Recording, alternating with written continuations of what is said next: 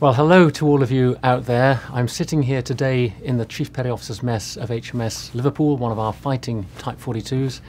She herself will be deploying for about 4 or 5 months, starting this coming May. And I thought this would be a really good opportunity to take stock a little bit of what the Navy's been up to last year in 2009, and to look ahead to some of the things that will be facing us in 2010. Well, first of all, of course, the main focus is on Afghanistan. Although many newspapers and the TV will focus on soldiers and the fact that it's a land campaign, let's never forget that there are thousands, or have been thousands, of Navy personnel involved. This is Navy people on the ground supporting operations and making sure we can win this campaign. But of course, although Afghanistan is the main focus, it's not the only focus of defence. So take, for example, the Caribbean. We continue to maintain ourselves out there, anti-drugs, hurricane relief, all those sort of things that you don't hear much about but are going on from day to day, and which bring real stability to the Caribbean islands, which we're responsible for, and also help to keep drugs off our streets. This is important stuff, and it's very well regarded at the top of government, even though the public are not so aware of it. Anti-piracy operations have been really dominating a lot of our efforts this year, and for good reason. So we've had ships now in the Gulf of Aden, the Arabian Sea, off the coast of Somalia, doing their bit within a European and a NATO context now to keep the pirates at bay, and it's having a real effect.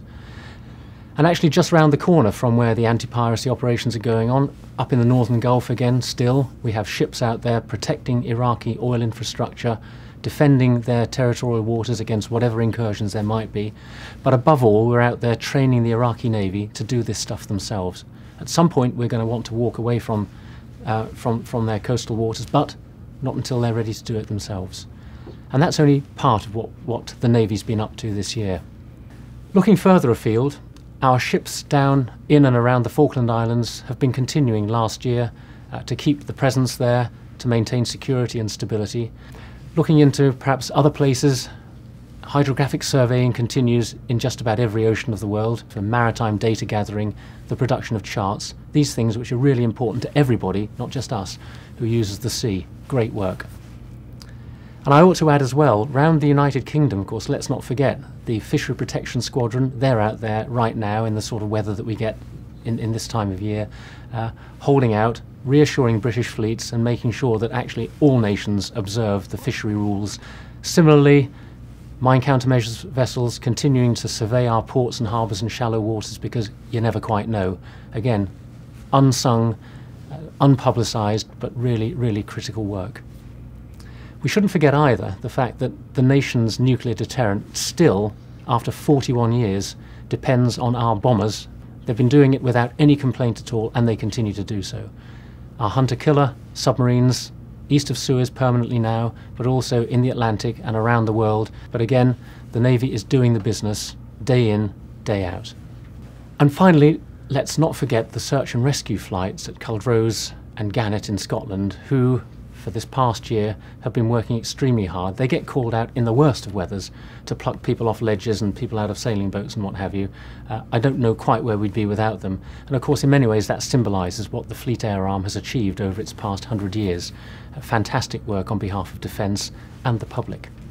Looking ahead into 2010, just a couple of points, if I may. First of all, we are going to have a general election. We know that. And can I please remind all of you that you've got to just think about, have you got your vote registered? Are you in position to actually do your democratic duty and vote for whatever party it is that you want? Please don't tell me come May or June that actually you forgot to register. That's a real shame. Let's do that properly if we can. The other thing I want to raise is charity. I'm sure many of you are aware now of the Royal Navy, Royal Marines charity, the fact we've now pulled together all of the disparate little funds that used to be out there under one heading.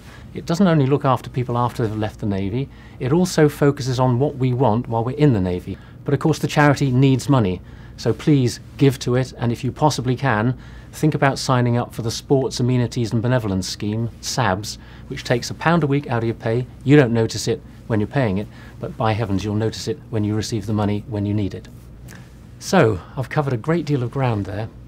2009 was very challenging, but you've all delivered. Well done and thank you. 2010 I think will be much the same. On top of that, we'll have the challenge of a strategic defence review as well.